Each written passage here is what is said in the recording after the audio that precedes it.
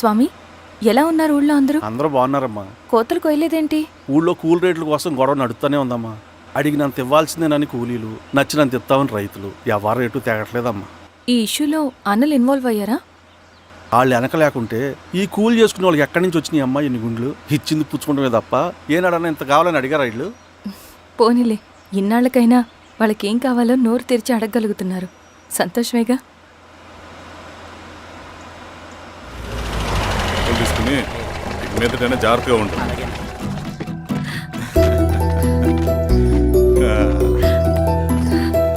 బాగున్నావమ్మా? బాగున్నానన్నయ్య, నువ్వెలా ఉన్నావు? బాగున్నాను. రా లోపలికి వెళ్దాం. రా కూర్చో.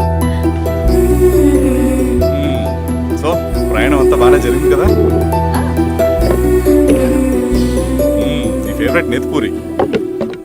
రా వడ్డిస్తారా? ప్లేట్ తిప్పు. నాకొద్దన్నయ్య, నాకు మంచి కాఫీ తాగాలని ఉంది. అమ్మో, నీకు నచ్చినట్టు కాఫీ చేయాలంటే ఆ దేవుడి దిగి రావాలి తల్లి. ఏంటో అన్నయ్య, మంచి కాఫీ తాగకపోతే ఇక ఆ రోజంతా అదోలా ఉంటుంది నాకు. రేయ్ సామే, అయ్యా అర్థమైంది. శిరీష్ అమ్మకి మంచి కాఫీ కావాలి, అంతేగా నేను వెళ్ళి పట్టుకొచ్చేస్తా. ఎక్కడికి స్వామి? మన ఊళ్ళో మెగాస్టార్ హోటల్ ఉందమ్మా, అందులో కాఫీ చాలా బాగుంటుంది. నేను వెళ్ళి పట్టుకొచ్చేస్తా.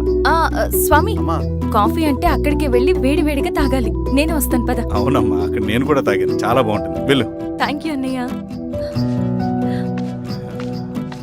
ఆడుతూ పాడుతూ పని చేస్తాం.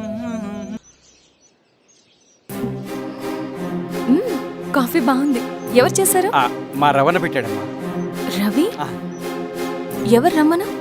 రవణ మేడం పిలుస్తున్నారు.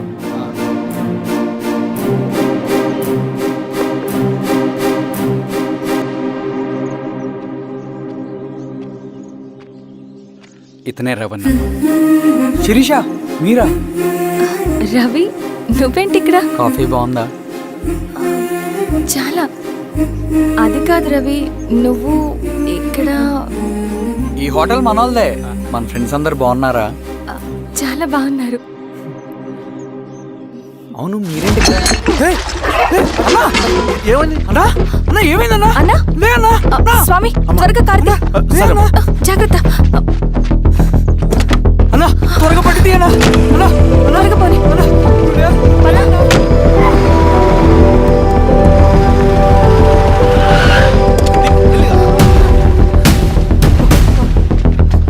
డాక్టర్! Doctor doctor, doctor! ఏమైంది? డాక్టర్ త్వరగా చూడండి డాక్టర్. లోపలికి తీసుకురండి.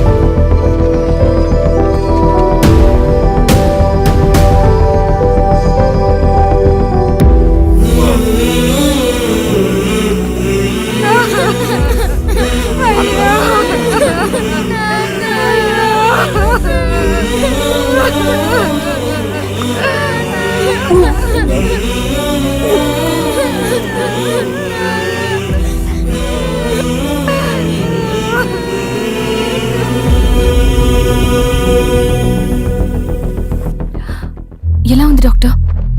డాక్టర్ చనిపోయాడమ్మా.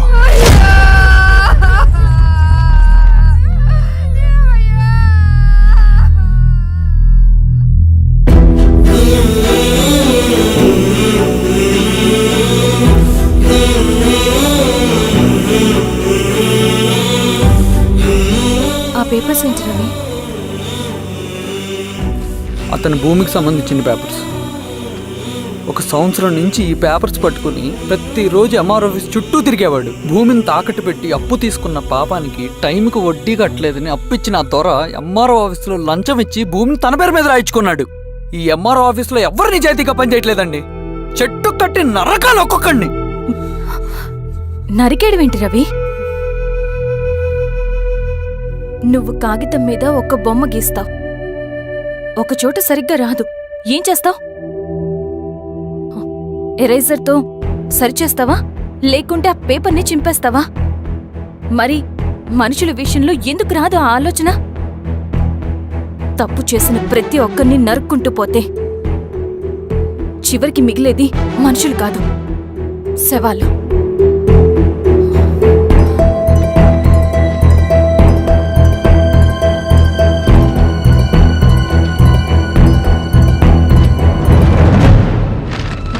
పద రవి రా.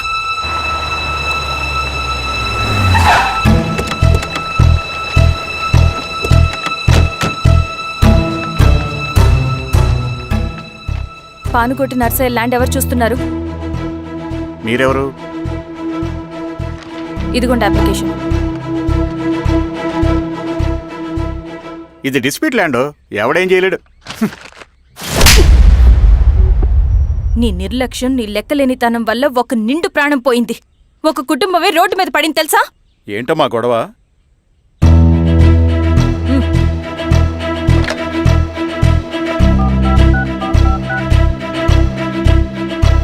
Hello sir.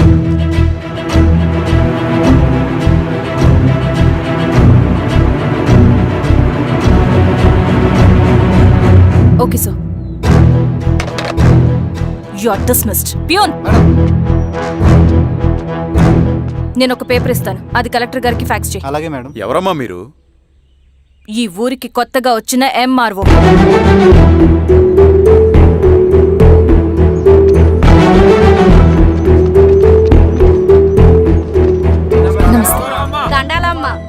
మీ పరిస్థితులు నాకు తెలుసు. పని చేస్తేనే మీకు పూట గడుస్తుంది.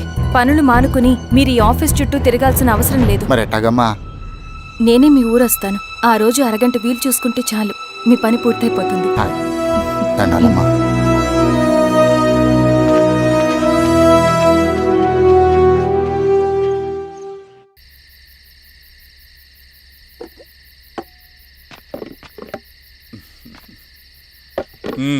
ఎంఆర్ఓ గారు, ఏంటి ఛార్జ్ తీసుకున్న మొదటి రోజే ఆఫీస్లో మీ పవర్ చూపించారట? అన్నయ్య, నువ్వు సస్పెండ్ చేసిన వ్యక్తి నా దగ్గరికి వచ్చాడమ్మా. పాపం కన్నీళ్లు పెట్టుకున్నాడు. అతడి వల్ల నష్టపోయిన ఒక వ్యక్తి నా కళ్ళ ముందు చనిపోయాడన్నయ్య. కన్నీళ్లు ఎన్నిసార్లు తుడుచుకున్నా పోతాయి, కానీ వీళ్ళ నిర్లక్ష్యంతో పేదవాళ్ల ప్రాణాలే పోతున్నాయి. అన్నయ్య, మా నూరి సమస్య పేదరికం కాదు, నక్సలిజం. నాలాంటి ప్రభుత్వ ఉద్యోగులు వాళ్ళ డ్యూటీలు సక్రమంగా చేయకపోవడం వల్ల విసిగిపోయిన జనం అడవిలో వాళ్ల హెల్ప్ తీసుకుంటున్నారు. ఒక వ్యవస్థ ఇక్కడ సరిగ్గా పనిచేయనందుకే మరో వ్యవస్థ అక్కడ పుట్టింది. అందుకే నా పన్నం చేయనివ్వండి. స్నానం చేసి రండి, భోజనం చేద్దాం.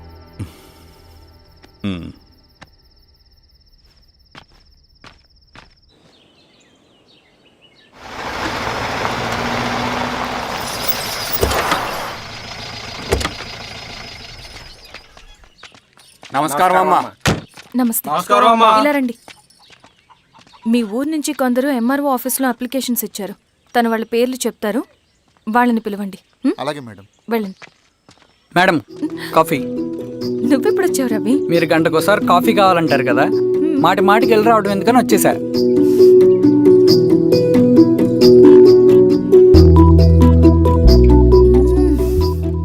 రవి, ఈ కాఫీ కోసమైనా నేను పెళ్లి చేసుకోవచ్చు.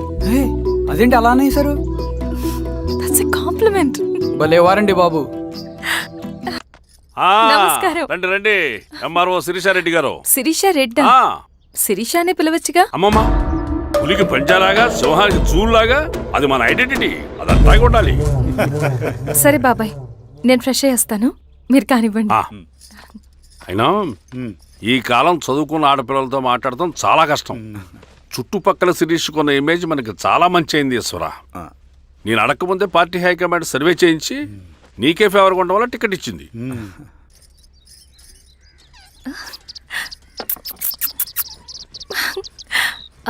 అనేవాళ్ళు ఎక్కడ? బయటికి వెళ్ళారమ్మా. ఓ, బయటికి వెళ్ళారా? రవిని పిలు. అలాగే. మేడం. రవి రా రా రా, కూర్చో. పర్లేదు మేడం.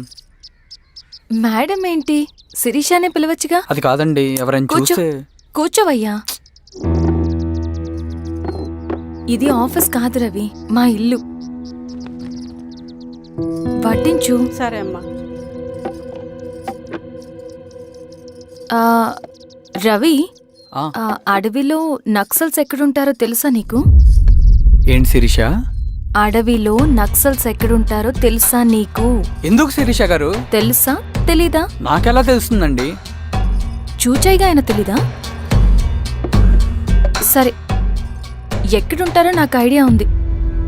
సాయంత్రం ఇద్దరం కలిసి వెళ్దాం. అది కాదండి. నువ్వు వస్తున్నావు అంతే. తిను. ఇది ఎక్కడ గొడవరా బాబు? సడన్గా నక్సల్స్ అంటుంది, అడువంటుంది. కొంప తీసి నా మీద ఏమైనా అనుమానం వచ్చిందా ఏంటి? రవి, ఇక్కడే ఆపొకసారి. ఎందుకు ఇప్పుడు ఈ టైంలో అడ్వెంచర్లు? ఇప్పుడు జరగరాంది ఏమైనా జరిగితే రేపు మీ అన్నయ్యకి తెలిస్తే బాగోదు. రవి, చుట్టూ చూడు. పైన వెన్నెల, పక్కనే అడవి. అబ్బో, ఎంత బ్యూటిఫుల్ గా ఉందో. అవునా? అవునా ఏంటి? అసలు ఎప్పుడు చూసినా ఎందుకలా డల్ గా ఉంటున్నావు? కాలేజీలో ఇలా ఉండేవాడివి కాదు కదా, ఏమైంది? అది ఒక్క నిమిషం. హలో మేడం, పేషెంట్కి అర్జెంటుగా ఏ పాజిటివ్ బ్లడ్ కావాలి మేడం. రవి, ఆ? అర్జెంటుగా హాస్పిటల్కి పోని. ఏమైంది? పోనీ. రండి మేడం, ప్లీజ్ రండి. పోలీసులకి నక్సల్స్కి కాల్పులు జరిగాయి. ఆ కాల్పుల్లో గూడెం కుర్రాడు ప్రాణాపాయ స్థితిలో ఉన్నాడు. తన బ్లడ్ మీ బ్లడ్ సేమ్. ఆ బ్లడ్ గ్రూప్ మా హాస్పిటల్లో లేదు. అందుకే మీకు కాల్ చేశాను. ఓ అవునా? అవును మేడం. పదండి డాక్టర్. Thank you madam.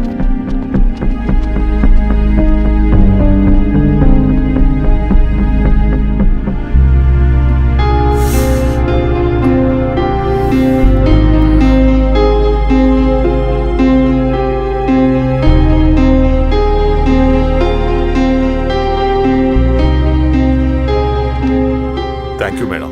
పర్లేదు డాక్టర్. ఇప్పుడు అతనికి ఎలా ఉంది? తను స్పృహలో లేడు మేడం. రవి, నీ దగ్గర మనీ ఉందా? ఉన్నాయి. ఇవ్వు. ఇది అతనికి అందించండి. ఓకే. జాగ్రత్తగా చూసుకోండి. అలాగే మేడం. అమ్మా, భోజనం తీసుకురమ్మంటారా? నాకేం వద్దు. భోంచేయకపోతే ఆరోగ్యం పాడవుతుంది శిరీష. నువ్వు వెళ్ళి తీసురా అమ్మా. సరే. రవి, నాకు ఒక మంచి కాఫీ చేసిస్తావా? తలనొప్పిగా ఉంది. చేసిస్తా కానీ తర్వాత నువ్వు భోంచేయాలి.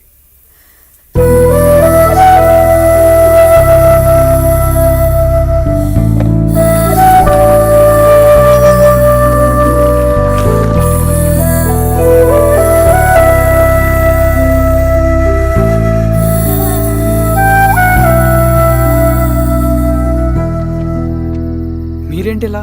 మంచినీళ్ళ కోసం వస్తున్నాను. ఓ, లోపలున్నాయి, పదండి.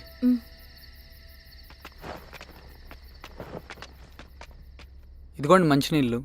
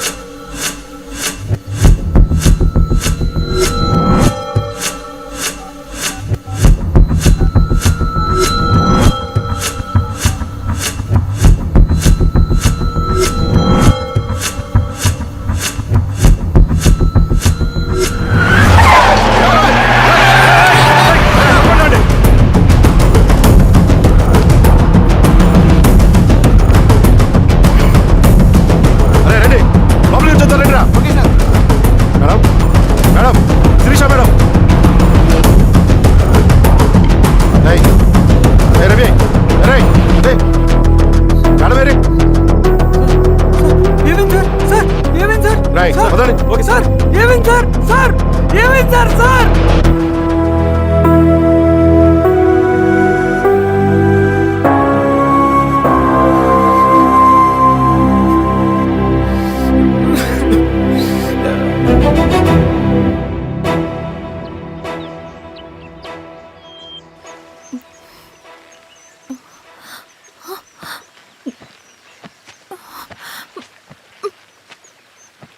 నమస్తే ఎంఆర్ఓ గారు. మా అడవిలో మర్యాదలు ఇలాగే ఉంటాయి. షాక్ అవ్వాల్సిన అవసరం లేదు. జెడ్పీటీసీ ఎలక్షన్ జరగటం మాకు ఇష్టం లేదు. అవి ఆగాలంటే 2 దారులున్నాయి. ఒకటి మీరు విత్డ్రా చేసుకోవాలి, లేదా మీరు చనిపోవాలి.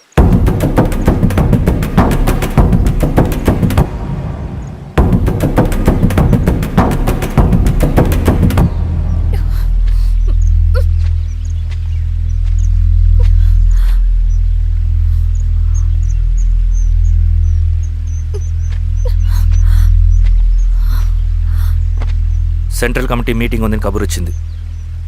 మేము వచ్చేలోపు ఎలక్షన్స్ ఆగిపోయే న్యూస్ రావాలి.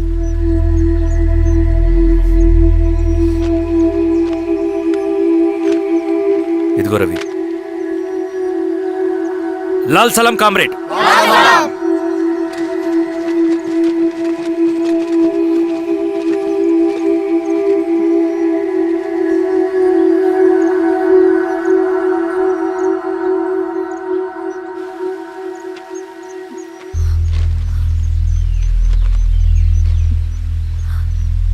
ప్రపంచంలో గొప్పవాళ్ళ చావులన్నీ నమ్మక ద్రోహంతోనే జరుగుతాయని నిరూపించావు రవి. అన్నయ్యని కూడా అచ్చం ఇలాగే చేస్తావు కదా? ఎందుకు రవి? ఏం జరిగింది? అన్నీ బాగుంటే దేశం తరపున బ్యాడ్మింటన్ ఆడేవాడిని.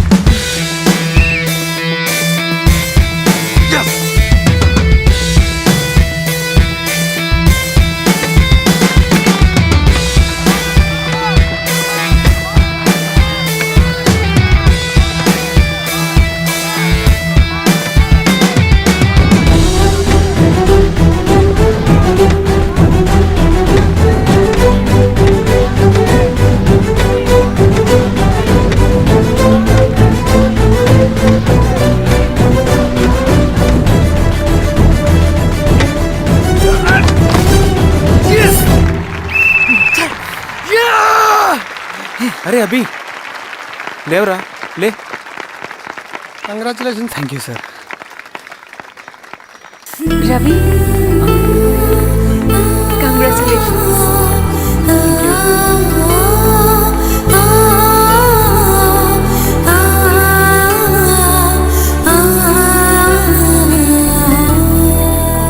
సార్, గంగినేని వెంకటేశ్వరరావు గారి ఎర్రజెండా పుస్తకం ఎక్కడుంది? రవి దగ్గర ఉందమ్మా.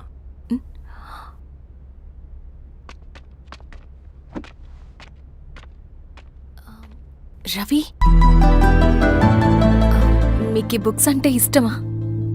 అవును, నీకు కూడానా? నేను ఇప్పుడిప్పుడే చదువుతున్నా. సైలెన్స్. క్యాంటీన్కి వెళ్ళి మాట్లాడుకుందామా? ఓకే. అక్క కాఫీ. థ్యాంక్ యూ రచన. పర్లేదక్క. అయ్యో, కాఫీ అస్సలు బాగాలేదు. 1 minute ఇప్పుడే వస్తా. ఎక్కడికి? ఇక్కడికే వచ్చేస్తా. 1 minute అండి.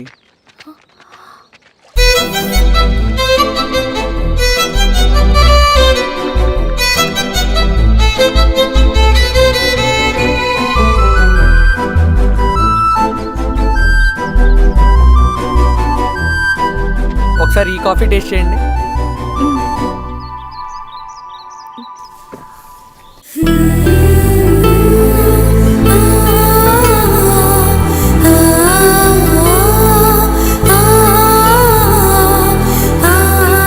చాలా బాగుంది. థ్యాంక్ యూ అండి.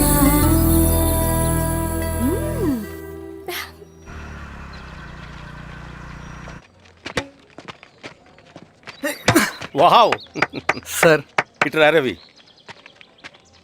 Congratulations Ravi. Sir, state badminton training కి సెలెక్ట్ అయ్యావు నువ్వు. Sir thank you sir. క్యారియర్ నువ్వేమో ఇక్కడ కూర్చొని ఆడుకుంటున్నావు, వాడేమో state level training select అయ్యాడ్రా.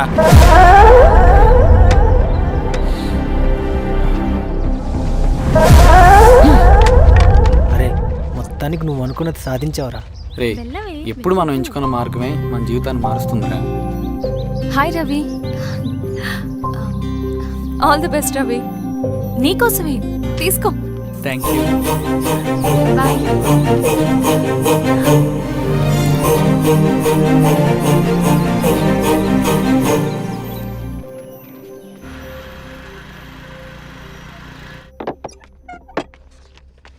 Sir రమ్మన్నారంట.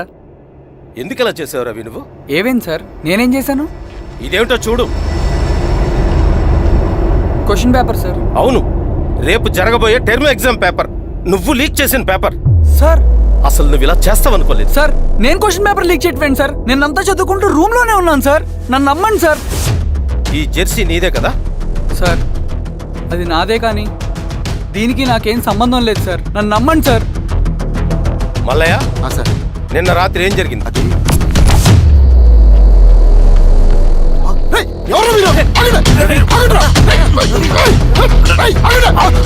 Sir అతను అబద్ధం చెప్తున్నాడు సార్. నాకేం తెలియదు సార్. నేను దొంగతనం చేయలేదు సార్. నన్ను నమ్మండి. ఐఎమ్ వెరీ సారీ రవి, నేనేం చేయలేను. తప్పు నువ్వే చేసావని అన్ని నీ వైపే ఉన్నాయి. నిన్ను రెస్టికేట్ చేయడం తప్ప నాకు వేరే ఆప్షన్ లేదు. సార్ అంత పని చేయమాకండి సార్. నా లైఫ్ పోతుంది సార్. ఇండియా తరపున బ్యాడ్మింటన్ ఆడాలన్నది నా డ్రీమ్ సార్. నన్ను నమ్మండి సార్. సార్ సార్ సార్ నాకేం తెలియదు సార్. నన్ను నమ్మండి సార్. సార్ నాకేం తెలియదు సార్. నిజంగా నాకేం తెలియదు సార్. సార్ నన్ను నమ్మండి సార్. సార్ నేనేం తప్పు ఏదైనా ఉంటే చేయలేదు సార్. స్టేషన్లో చెప్పు. నాకేం సంబంధం లేదు సార్. నన్ను వదిలేయండి సార్. సార్ నన్ను వదిలేయండి సార్. కాలేజ్ తరఫున స్టేట్కి వెళ్ళి ఆడదాం అనుకున్నాను. నా కొడుకు తాళం అక్కడే ఉంది కదా.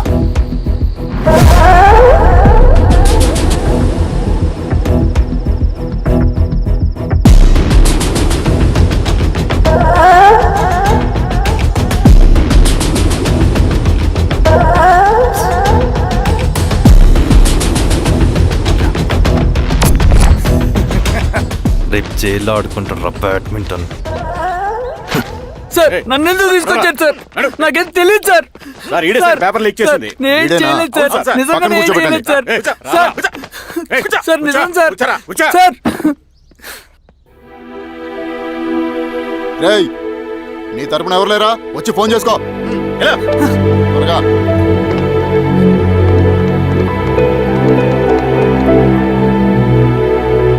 సార్ నేను రవీన్ సార్. రవి చెప్పు. సార్ నేను పోలీస్ స్టేషన్లో ఉన్నాను సార్. మీరు నాన్న అర్జెంటుగా రండి sir. Please sir. Police station ఏమైంది రవి? ముందు మీరు రండి సార్ ప్లీజ్. నేను చెప్తాను సార్. సరే సరే వస్తున్నా. వెళ్ళి కూర్చో. సార్ అయ్యా దండలయ్య. రే రవి, నాన్న, ఏమైందిరా? నాకేం తెలియదు ఏయ్, నాన్న. నువ్వు ఆగు. నీ కొడుకు క్వశ్చన్ పేపర్స్ దొంగతనం చేసి దొరికిపోయాడు. ఎఫ్ఐఆర్ రాసి కేసు పెడితే జైలు శిక్ష పడుతుంది. అలా కాకుండా కేసు క్లోజ్ చేయాలంటే 2 లక్షలు కావాలి. వెళ్ళి తీసుకుంట్రా. అర్థమైందా? ఏదోన్నయ్యా. ఏయ్, నా సంగతి నీకు తెలుసు కదా. లోపలేస్తే 10 సంవత్సరాలు బయటికి రాడు. వెళ్ళి డబ్బులు కొట్టరా.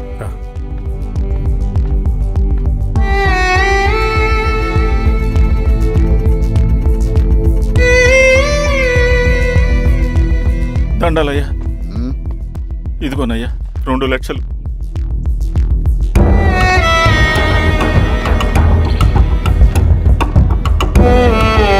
రేయ్, ఆయన పంపించండి రా. వెళ్ళరా. నిజంగా దీనికి నాకేం సంబంధం లేదు నాన్న. త్వరగా దున్నండిరా. పిఆర్ఓ బంగారం లాంటి భూమిది. అరే ఏంకన్నా పటేల్ మీ పొలం దున్నేస్తున్నాడు. పటేల్ మా పొలం దూరం పెట్టరా? పదయ్యా. రవి పద.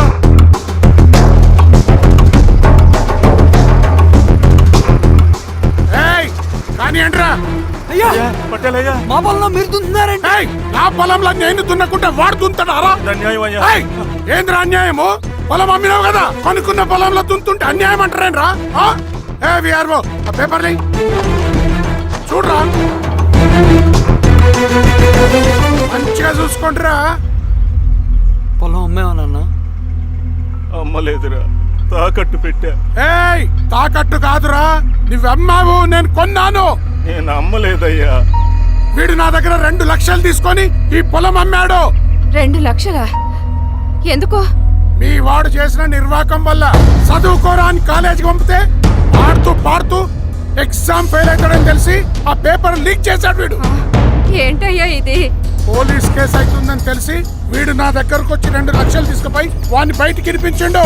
ఏం రా, అంతేనా కదా? ఏం తమాషా చూస్తుండ్రా? పని చేసుకోకండి.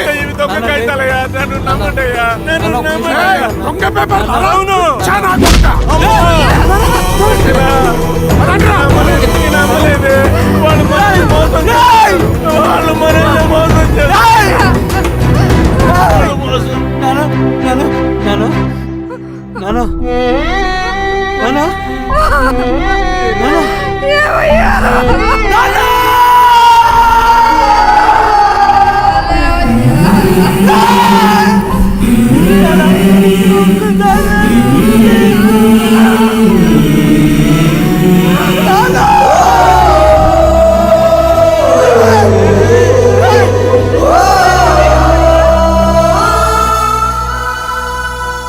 నాన్న చనిపోయిన తర్వాత మా భూమి కోసం వెళ్ళి పై అధికారులను కలిశాను, కానీ వాళ్ళు కూడా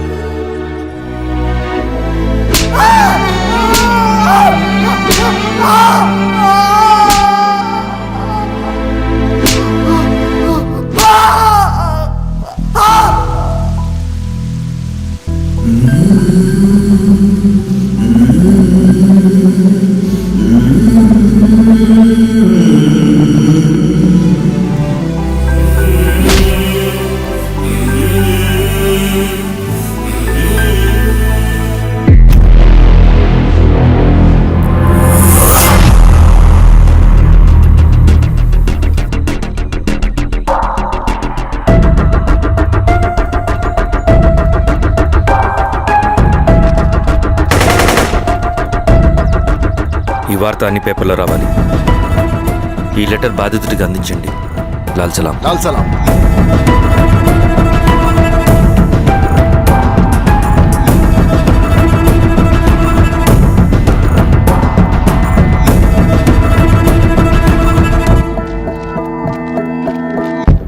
ఈ పీడిత భూస్వాముల నుండి విముక్తి కోసం విప్లవ పోరాటం చేయాలి. పేద ప్రజలను సమసమాజం వైపు నడిపించాలి.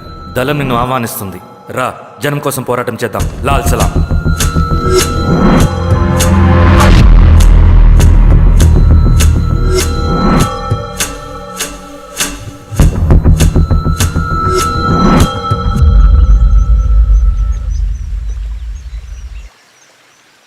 నాకు పట్టిన గతి ఇంకెవ్వరికీ పట్టకూడదని ఉద్యమంలోకి వచ్చాను. ఇన్ఫార్మర్గా చేరాను. దానికోసం ఎంతమందినైనా చంపుతాం, చేస్తాం. కానీ మేము అనుకున్న సమాజం తీసుకొస్తాం. కమ్యూనిస్ట్ రాజ్యాన్ని స్థాపిస్తాం. సమాజమా అంటే? రష్యాలో, చైనాలో, వియత్నంలో మా కమ్యూనిస్టులు విప్లవం ద్వారా సాధించిన ఆదర్శ సమాజం. Lenin, Stalin, Mao, Che Guevara, Fidel Castro సృష్టించిన కులాలు, మతాలు, వర్గాలు, వర్ణాలు లేని ఒక సామ్యవాద స్వర్గం. అదే మేము కలలుగనేది. దానికోసమే మేము పోరాడేది. నాకు తెలిసి నాజీ పార్టీలో గోబెల్స్ తర్వాత అంత ప్రొపగాండా మీ కమ్యూనిస్టులు తప్ప ఈ ప్రపంచంలో ఎవ్వరూ చేసుండరు. ఉక్కు మనిషి స్టాలిన్, మానవీయుడు మావో, ఎర్ర జెండా వెలుగు ఇలాంటి కమ్యూనిస్టు పుస్తకాలు చదివితే ప్రపంచవ్యాప్తంగా కమ్యూనిస్టులు సాగించిన మారణ హోమాల గురించి నీకు తెలీదు రవి. స్టాలిన్ మొత్తం ఎంతమందిని చంపాడో తెలుసా? 2 కోట్ల మందిని. మనుషుల్ని చంపడంలో హిట్లర్నే మించిపోయాడు. చాలా మందిని సైబీరియన్ లేబర్ క్యాంపులకు పంపి దారుణంగా హింసించి మరీ చంపేశాడు. 2వ ప్రపంచ యుద్ధంలో బెర్లిన్ని ఆక్రమించిన రష్యన్ సైనికులు 8 ఏళ్ల నుండి 80 ఏళ్ల వయసులో కంటికి కనపడిన ఏ స్త్రీని వదలకుండా సామూహిక మానభంగం చేశారు. అది కూడా మీ కమ్యూనిస్ట్ దేవుడు స్టాలిన్ హయాంలోనే జరిగింది.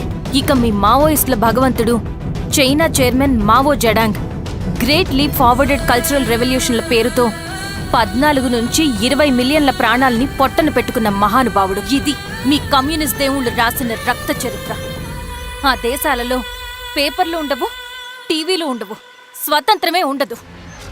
1962లో చైనా మన దేశం మీదకి దాడి చేసి భూభాగాన్ని ఆక్రమించినప్పుడు ఒక్కరు కూడా నోరు మెదపలేదు.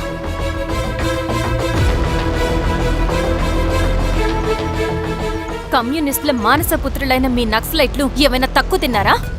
పశ్చిమ బెంగాల్లోని నక్సల్బరి అనే గ్రామంలో 1965లో జోతేదార్ల దౌర్జన్యానికి వ్యతిరేకంగా పుట్టిందే మీ ఉద్యమం. A for arms, B for Bengal, C for Charu Majumdar. చారు మజుందార్ చెప్పిన స్టేట్మెంట్ గుర్తుందా?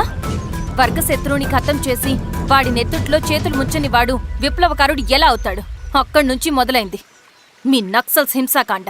1965 నుంచి ఇప్పటిదాకా 1,00,000 మందిని ఉద్యమం పేరుతో చంపేశారు. కేఎస్ వ్యాస్, పరదేశీ నాయుడు, ఉమేష్ చంద్ర, శ్రీపాదరావు, దుగ్గిరాల వెంకట్రావు, హైగ్రీవాచారి, బుడ్డా వెంగల్ రెడ్డి, ఇలా చెప్పుకుంటూ పోతే ఎంతో మంది మీ చేతుల్లో చంపబడ్డారు. ఇంతమందిని చంపి ఏం సాధించారు మీరు? కంపెనీలు తెచ్చారా? ఉద్యోగాలు ఇప్పించారా? ఇళ్లు కట్టారా? హాస్పిటల్స్ పెట్టారా? ఏం చేశారు మీరు? You did nothing. కడితే డెవలప్మెంట్, కూల్చితే విధ్వంసం. విధ్వంసం చేశారు కానీ డెవలప్మెంట్ ఏం చేశారు మీరు? అంటే ఇన్నేళ్ల ఉద్యమంలో మేం మంచి చేయలేదా? లేకే, ఖచ్చితంగా చేశారు. తెలంగాణ సాయుధ పోరాటం, శ్రీకాకుళం సాయుధ పోరాటం వాళ్ళ చలవే. భూస్వాములు తగ్గి కూలీ రేట్లు పెరిగాయి అంటే అది మీ చలవే. నంబూద్రిపాద్, జ్యోతి బసు, సోమనాథ్ చటర్జీ, పుచ్చలపల్లి సుందరయ్య, తరిమెల నాగిరెడ్డి, చంద్ర రాజేశ్వరరావు, నల్లా నరసింహులు ఒక్కొక్కరు ఒక్కో లెజెండ్. కానీ వీళ్ళు ప్రజానాయకులు. తుపాకీ పట్టి అడవిల్లోకి వెళ్లలేదు. ఎలక్షన్స్ లో గెలిచి ప్రజా సమస్యల్ని పరిష్కరించారు. కానీ మీరేంటి ఎలక్షన్స్ వద్దు అంటున్నారు? ఒక తుపాకీతో మనిషి ప్రాణాలు తీసే బదులు ఒక పెన్నుతో 10 మంది ప్రాణాలు కాపాడొచ్చు. మీలాంటి వాళ్ళు ఉండాల్సింది ఎర్ర జెండా నీడలో కాదు, దేశ జెండా నీడలో. చంపుకుంటూ పోతే ఒకరోజు మనకిష్టమైన వాళ్ళని కూడా చంపుకోవాల్సి వస్తుంది రవి. నా మాట విను. ఇవన్నీ వదులుకుని నాతో రా. ఈ అడవి బయట నీకు గొప్ప ఫ్యూచర్ ఉంది. రా. సంతకం పెట్టండి శిరీష. నేనెందుకు చెప్తున్నానో అర్థం చేసుకోండి. రవి, సంతకం పెట్టండి.